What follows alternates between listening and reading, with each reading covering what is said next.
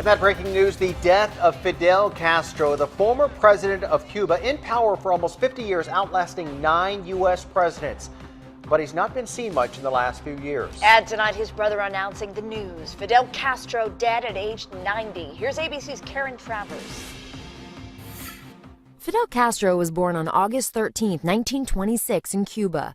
As a child, he was educated at private Catholic schools and later went on to study law at the University of Havana. Castro became an activist for the poor and promised democracy, but he went on to rule Cuba for more than 40 years with an iron fist.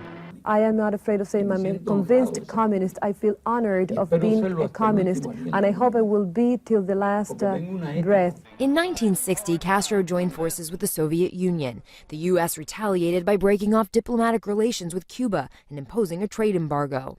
In 1961, President John F. Kennedy approved a CIA invasion force of 1,300 Cuban exiles who went ashore at the Bay of Pigs.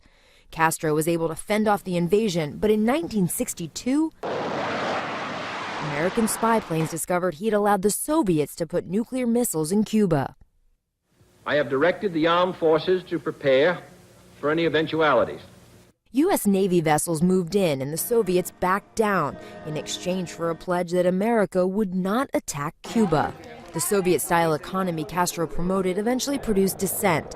In 1980, thousands of Cubans braved rough seas and dehydration to reach America in the Mariel boat lift. In the early 1990s, the fall of the USSR cost Cuba billions of dollars in Soviet assistance and trade, leading to widespread shortages in rationing. With the demise of the Soviet Union, we have suffered the equivalent to a treason.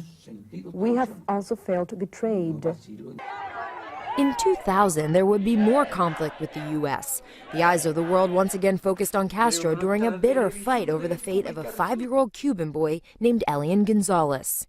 In May 2002, President George W. Bush announced his initiative for a new Cuba, saying he would maintain the embargo against the country unless Castro stepped down from power. To make them free and fair, they must give opposition candidates the freedom to organize, assemble, and speak.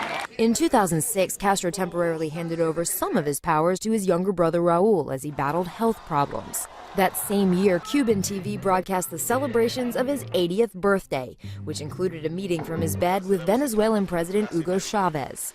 Many are left to ponder now whether the communist government Castro worked so hard to hold together will continue under the power of his brother.